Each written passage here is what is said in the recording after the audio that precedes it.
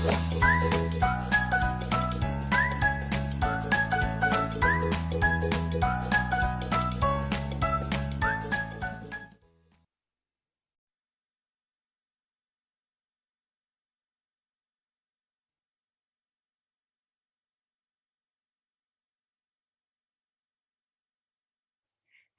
children, I hope that you all are doing fine.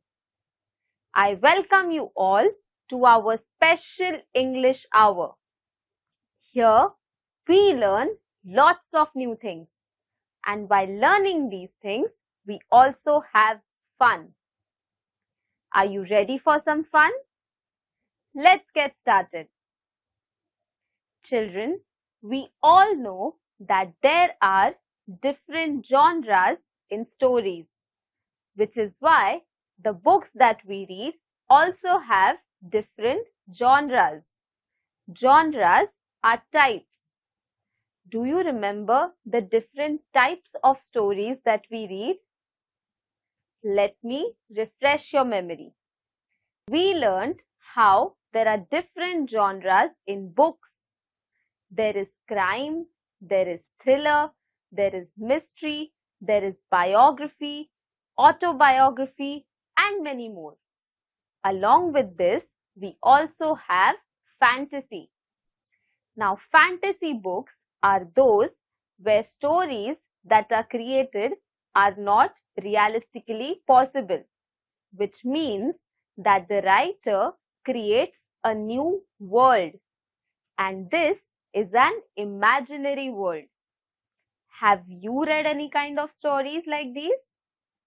I'm sure you must have. We have Jataka tales. We have Panchatantra. These are some of the Indian works in the field of fantasy books. Children, we all know that it is very important for all of us to learn new words. So today, let's learn some new words. You will see these words in the story when we read it.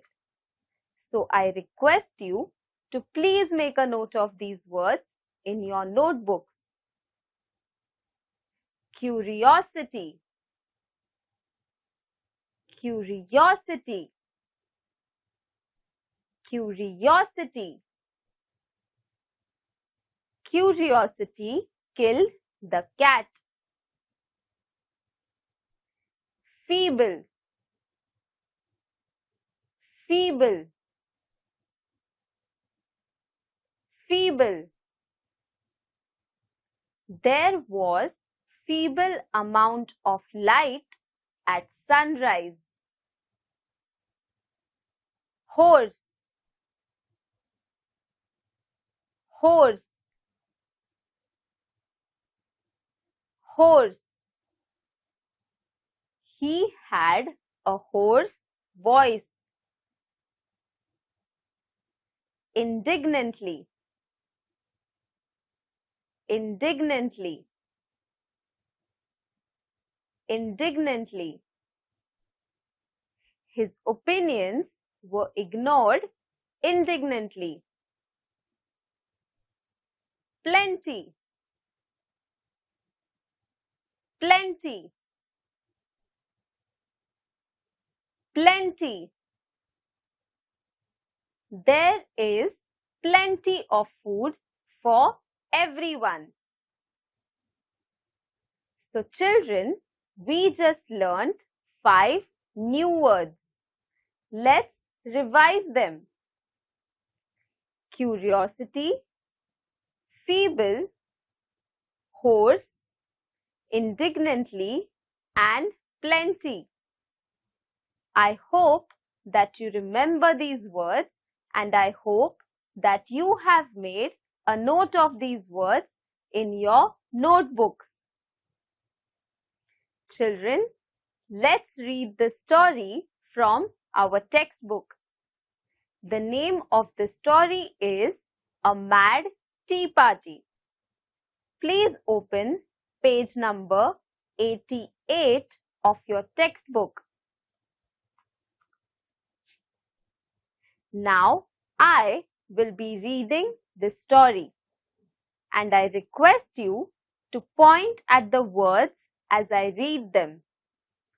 And if you don't have a textbook, listen to me carefully. Alice in Wonderland is a fantasy novel written by Lewis Carroll. It tells us of the adventures of a little girl called Alice who falls into a rabbit hole and finds herself in a fantasy world where funny people mingle with peculiar creatures. Here, she happens to attend a tea party with three of them: the March Hare, the Mad Hatter, and the Dormouse. Alice in Wonderland is a fantasy novel. This novel is written by Lewis Carroll. Do you know what happens in this story? The main character of this story is a girl named Alice. Now, Alice falls into a rabbit hole and she enters a world of fantasy. Now, a world of fantasy is something where unimaginable things or magical things happen. Now, in this magical world, Alice meets a lot of people, and these are peculiar or strange creatures. Now, Alice is attending a tea party, and along with her, there is a rabbit, Mad Hatter, and Dormouse. Let's see what happens at the tea party.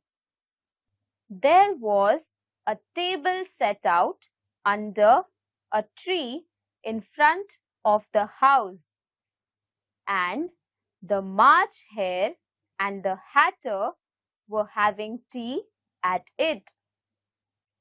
A Dormouse was sitting between them, fast asleep, and the other two were using it as a cushion, resting their elbows on it and talking over its head. Very uncomfortable for the Dormouse, thought Alice. Only as it's asleep, I suppose it doesn't mind. There was a long table set up in front of the house, which means everyone was having a tea party in the garden. And on the table, there was Mad Hatter and Bear Hare. Both of these are characters from the story of Alice in Wonderland. In between Mad Hatter and Bear Hare was sitting Dormouse. Dormouse was fast asleep.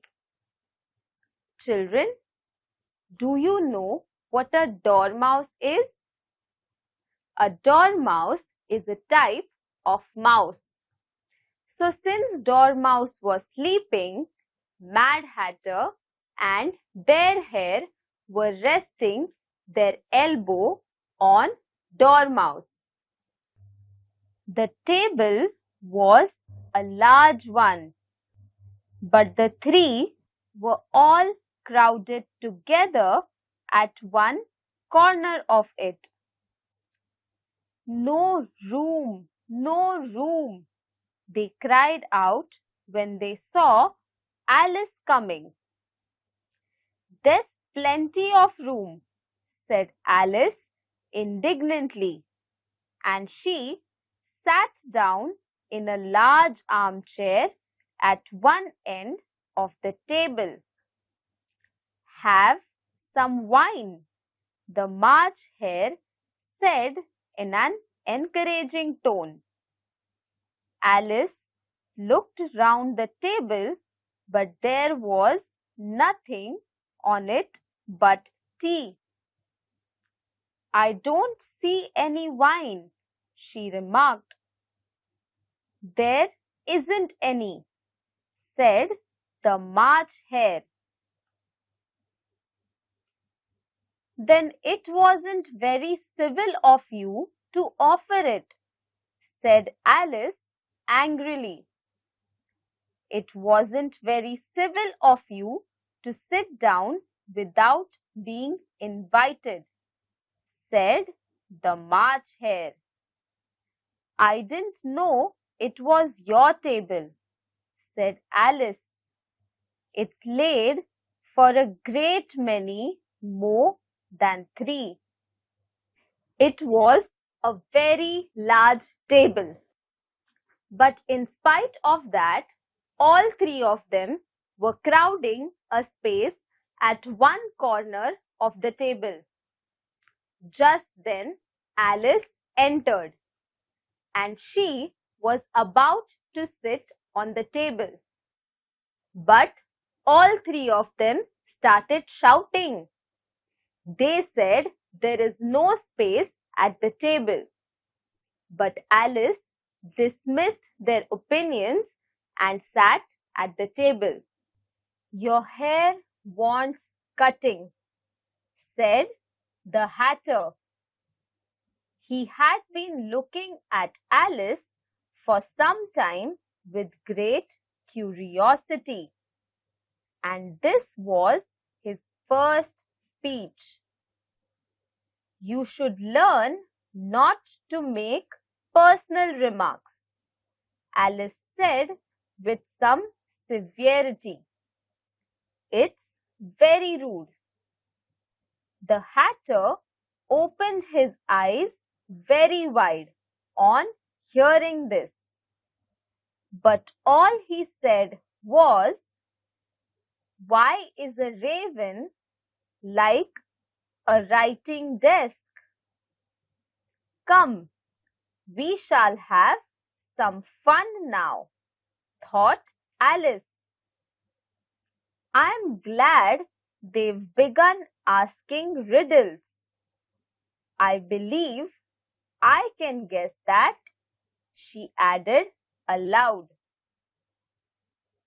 Do you mean that you think you can find out the answer to it? Said the March Hare. Exactly so, said Alice. Then you should say what you mean. The March Hare went on. I do, Alice hastily replied. At least, I mean what I say, that's the same thing, you know.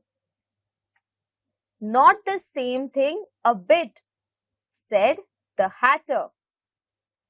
You might just as well say that I see what I eat is the same thing as I eat what I see. Alice was sitting at the table, and now Mad Hatter also had something to say to her. He thought that Alice needed a haircut, and he said that. Alice did not like this comment. She thought that it was very rude of him, and she told him that. When Mad Hatter heard this, his eyes widened. He was shocked. He wanted to say something about it, but he said something completely different. He asked a question, and the question was, why are ravens like writing desks? Children, do you know what ravens are? Ravens are birds that look like crows. And we all know what writing desks are. Do you think there is anything common in a raven and a writing desk? Of course not. Both are completely different things. But this was a riddle.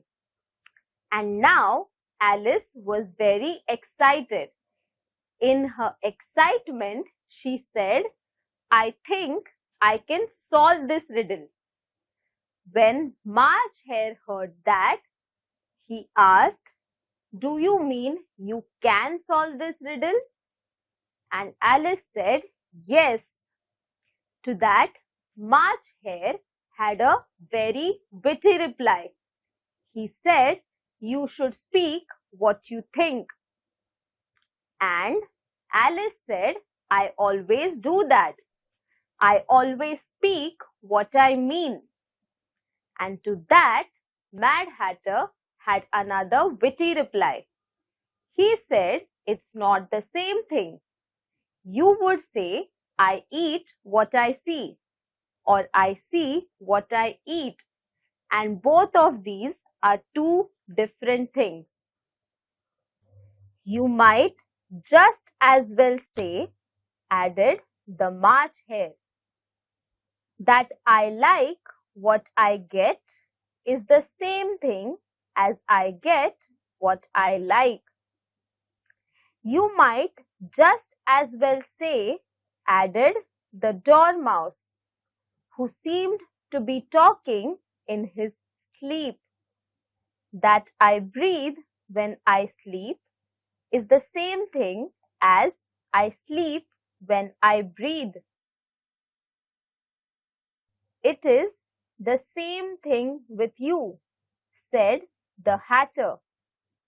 And here the conversation dropped and the party sat silent for a minute, while Alice thought over all she could remember about ravens and writing desks, which wasn't much.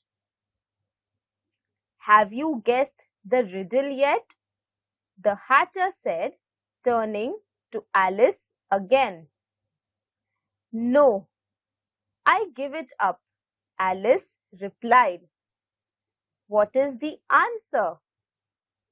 I haven't the slightest idea, said the Hatter. Nor I, said the March Hare. Alice sighed wearily. I think you might do something better with the time, she said, than waste it in asking riddles that have no answers. Alice had started thinking. She was thinking about the riddle. She was thinking about everything that she knew about ravens and writing desks. Mad Hatter looked at Alice and he asked her if she had solved the riddle. Alice finally gave up and she said that she can't solve this riddle. And she asked Mad Hatter what the answer was. And do you know what Mad Hatter said? He said he doesn't have the slightest idea. March Hare also joined him. Now Alice was very frustrated. She said that Mad Hatter should not waste people's time by asking riddles he doesn't have answers to. If you knew time as well as I do, said the Hatter, you wouldn't talk about wasting it. It's him. I don't know what you mean, said Alice. Of course you don't, the Hatter said, tossing his head contemptuously. I dare say you never even spoke to time. Perhaps not, Alice cautiously replied.